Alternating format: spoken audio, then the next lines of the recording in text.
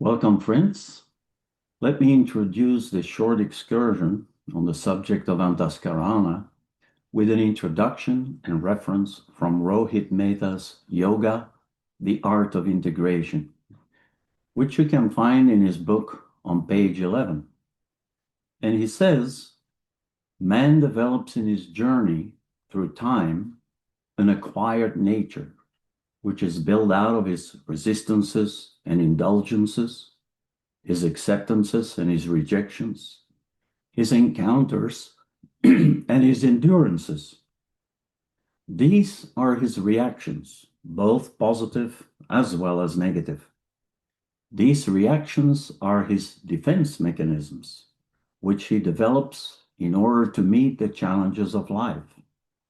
They supply him with a standard with which to measure the impacts of life.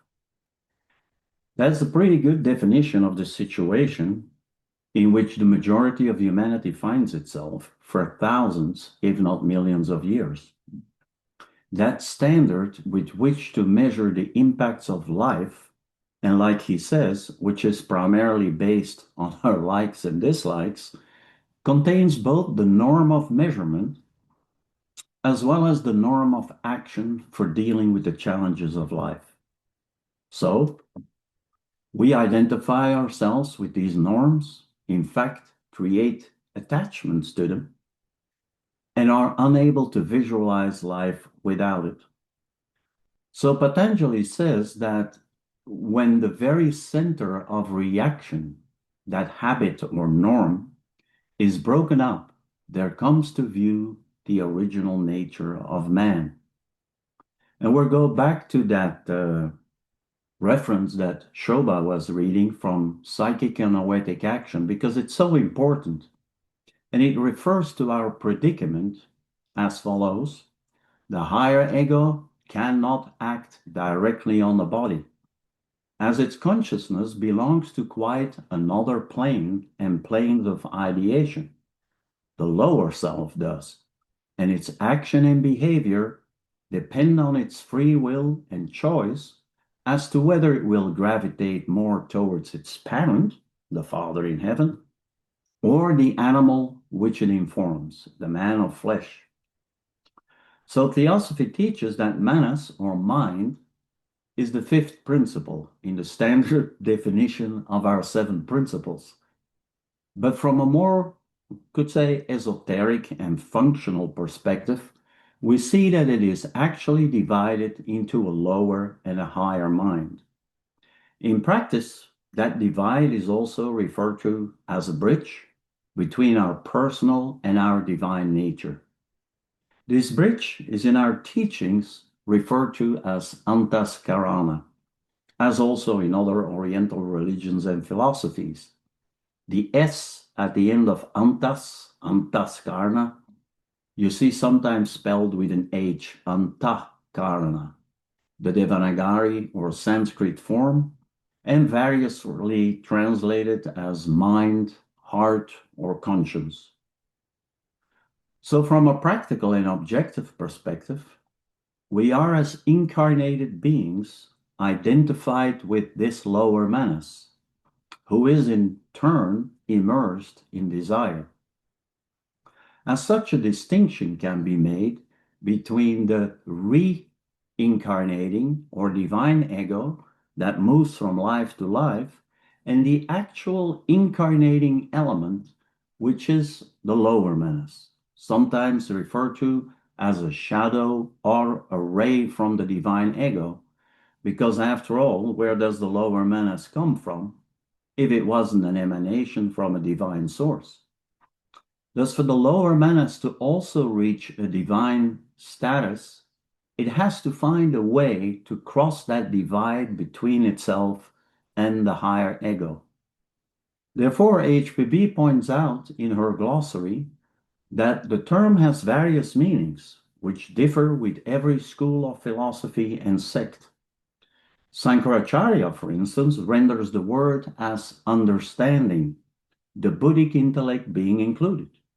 Others as the internal instrument or the soul formed by the thinking principle, our mind, and egoism, kama.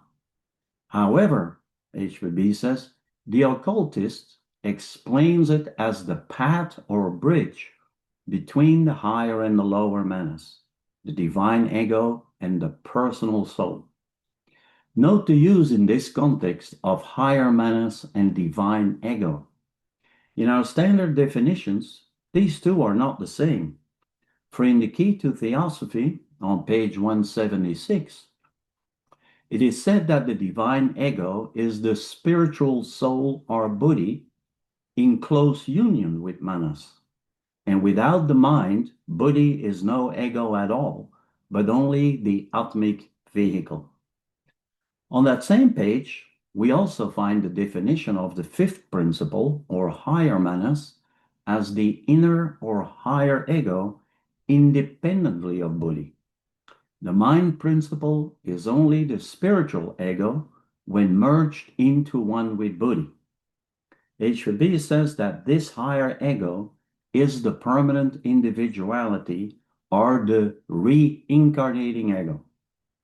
This statement goes to show that many of these definitions need to be pondered over and that they always need to be considered in context.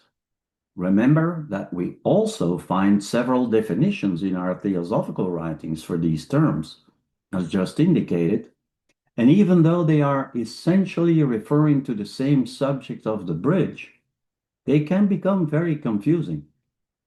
What we can rest assured of is that Antaskarana is in any case a bridge or contact between the lower manas and our three higher principles, whether you call it just higher manas or buddhi manas or even the spirit itself.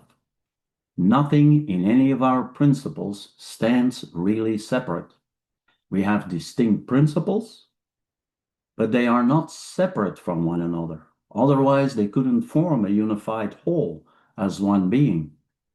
Therefore, we are one being having 7 functions or principles. But that is only one out of many ways to look at it. In the Voice of the Silence, in the first footnote on page 55, we find another definition for Antaskarana. There she says, Antaskarana is the lower manas, the path of communication or communion between the personality and the higher manas or human soul. At death, it is destroyed as a path or medium of communication, and its remains survive in the form as the kamarupa, the shell. So again, we find here other aspects introduced that can put us on the wrong foot when compared with other definitions and terms. Here we find that lower manas is actually the bridge itself to the higher manas. The latter, the higher manas, being identified with the human soul. Whereas in other writings, the lower manas can equally be referred to as the human soul.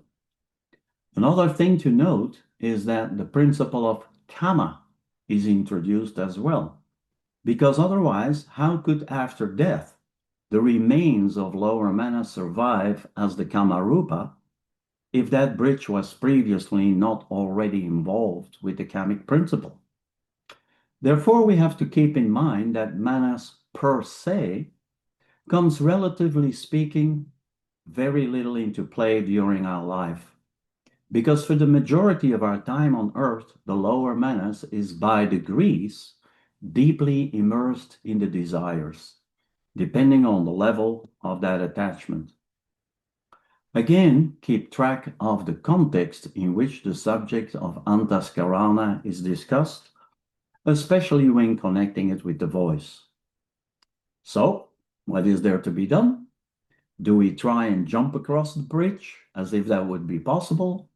Or is there a pathway to freedom from these habits and attachments by which the lower manas is hampered and literally jailed in its incarnated state?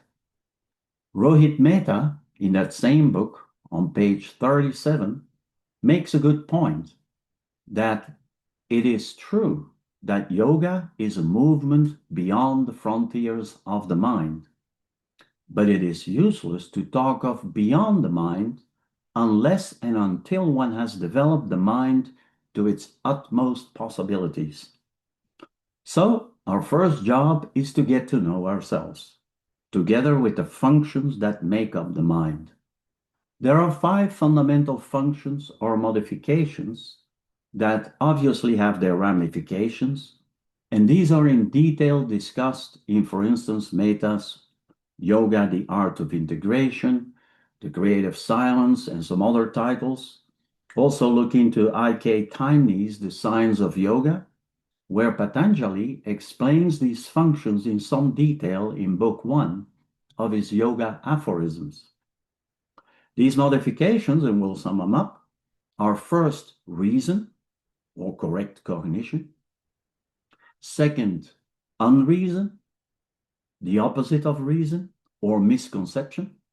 Third, fancy, not to be mistaken for imagination. Fourth, sleep. And fifth, memory.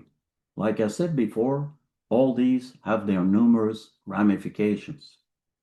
So it goes without saying that our theosophical literature, especially HPB and Judge, have numerous subjects that are not necessarily by name, directly or indirectly related to the subject of the Antaskaranic bridge. And of course, we shouldn't skip over the study of the Bhagavad Gita. These 3, the Bhagavad Gita, Patanjali's Yoga Aphorisms, and last but not least, the Voice of the Silence, are the fundamentals for crossing that bridge. For instance, in the Voice, HPB, without mentioning the term until page 55, takes on the subject of Antaskarana straight from the beginning on page 1, which says, having become indifferent to objects of perception, the pupil must seek out the Raja of the senses, the thought producer, he who awakens illusion. The mind, and that is the Kama Manasic mind, is the great slayer of the real. Let the disciple slay the slayer. And on page 54, thou shalt not let thy senses make a playground of thy mind. I always thought that a very funny sentence. Thou shalt not let thy senses make a playground of thy mind. Now, the purpose of this talk is not to go into the details about all these technical, intellectual, and ethical perspectives, because for that you can consult the theosophical literature or participate in our classes. We just want to mention a few salient points that need to be kept in mind.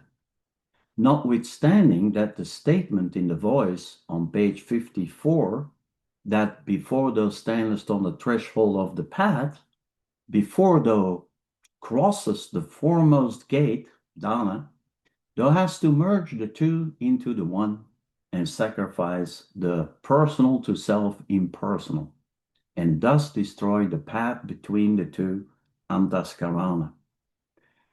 This statement contains in itself 2 distinct elements, merging the two into the one, that needs to happen before one has crossed the foremost gate, and the sacrifice of the personal and destroying the bridge completely, which is a severe battle that is not accomplished in a day, as it runs all the way through the first 3 gates of the Paramita path. But when accomplished, the Voice says on page 60, for now, the last great fight, the final war between the higher and the lower self, hath taken place. Once that thou hast passed the gate of Kshanti, step the 3rd is taken. Bridge is finally destroyed. Thy body is thy slave. Now for the 4th prepared, which is Viraga, the portal of temptations, which do ensnare the inner man, or the higher human soul. Thy body is thy slave embraces obviously everything from the lower manas down to the physical body.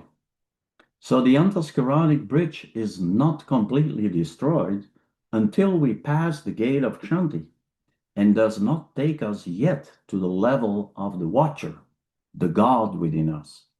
It only takes us about halfway through the Paramita path, once the golden key of Kshanti, and also viraga have been acquired. But although a battle has been won, the war is not yet over.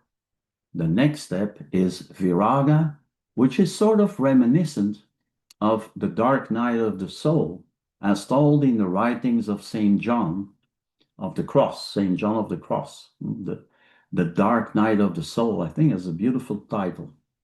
In the voice on page 61, it says, "For on path forth, viraga, the lightest breeze of passion or desire will stir the steady light upon the pure white walls of soul. The smallest wave of longing or regret for Maya's gifts elusive, along Antaskarana, a thought as fleeting as the lightning flash, will make thee thy three prizes forfeit. The prizes thou hast won, that is, the first three portals that have been crossed. What happens after viraga is a story for another day."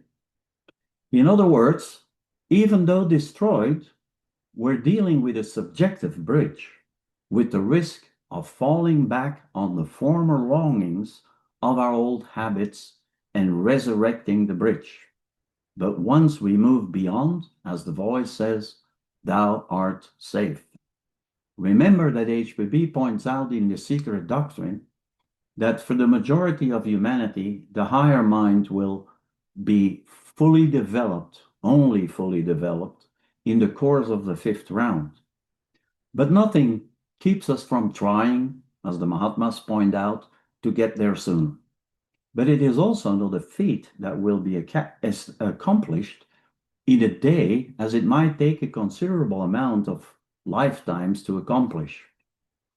The antaḥkaraṇic path is thus a preliminary step of alchemical transmutation that purifies the personal mind and its desires and takes the consciousness out of the prison of personal existence into the realm of our true being, the inner or higher ego, our true individuality, that is the condition from where we can move along higher levels of the paramita path into the final reunification, which, by the way, is our birthright with the fundamental essence of our being or the spirit.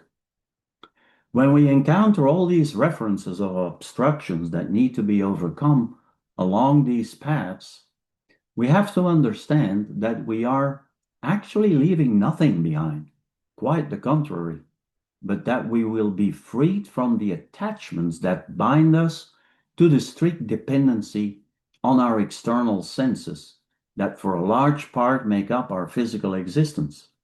And the antaskaranic bridge has a vital role in this process.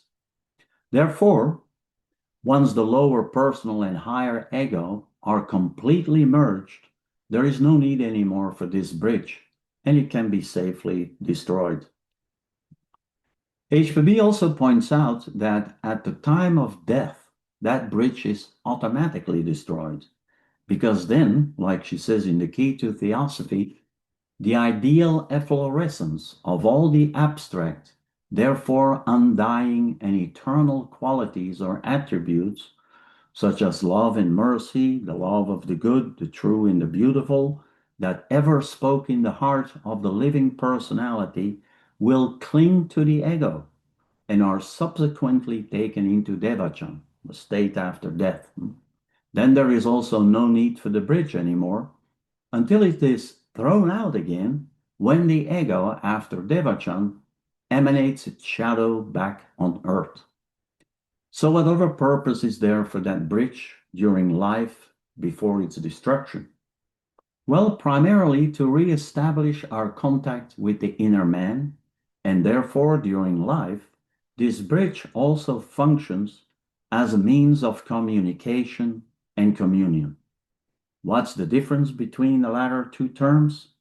Communication is the exchange of information between the higher manas and the lower manas and beyond, such as our intuitions or when consciousness comes into play, whereas communion aims or aspires at a shared state of deep unity or participation beyond mere exchange.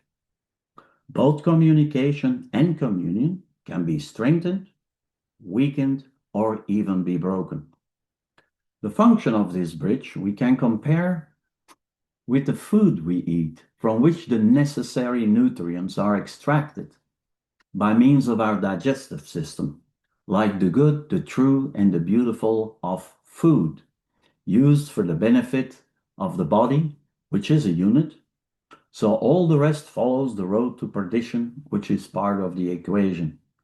If all the food we eat and all the activity we display is to consistently disrupt the principle of unity taken to the extreme, the body dies. Similarly and correspondingly, the person persisting in the dark path runs the risk of being separated from the Antaskarana and loses its connection with the spiritual soul. This disruption can be intermittent between reincarnations, referred to as lost souls for the time being, unless they manage to shape up. If not, they will eventually reach a stage where the link with the bridge is broken, in which case we're dealing with a lost soul whose experience from all of its former existences are completely erased from the memory of the divine soul. It is being cut off and driven away from the tree of life by the personality continually abusing and dragging its nature down to an animalistic state, whereupon it can descend into the lower states of Avicii, a Sanskrit name which literally means uninterrupted hell, the lowest physical and psychic state on earth, to be eventually erased from existence. Keep in mind, friends, that it is not an external source that drives such a being to extinction. It is the personality itself that has chosen this path on purpose due to a severe lack of ethics and remorse. To conclude, Krishna in the Bhagavad Gita says that whatever path you take, that path is mine, for sure. But that is the antaskaranic path, irrespective of the religion or philosophy we might adhere to. But the Jnana Marga, which takes us into the steeper regions of the paramitas, might well be for the few in the broader context of our planetary chain. But in the end, over a much longer cycle, everyone must eventually enter on that path. So we might as well get started now. Of course, in reality, there is no such thing as a bridge between states of consciousness of the ego, because consciousness is like a flowing river. It is a purely subjective bridge, a metaphor to explain that the individual can, through his own willpower, gradually modify his state of consciousness and awareness and shift from one to the other. The disciple, therefore, who has the power to enter and is strong enough to pass each hurdle, will, when the divine grace comes to his spirit, forget himself utterly in the new consciousness which descends upon him.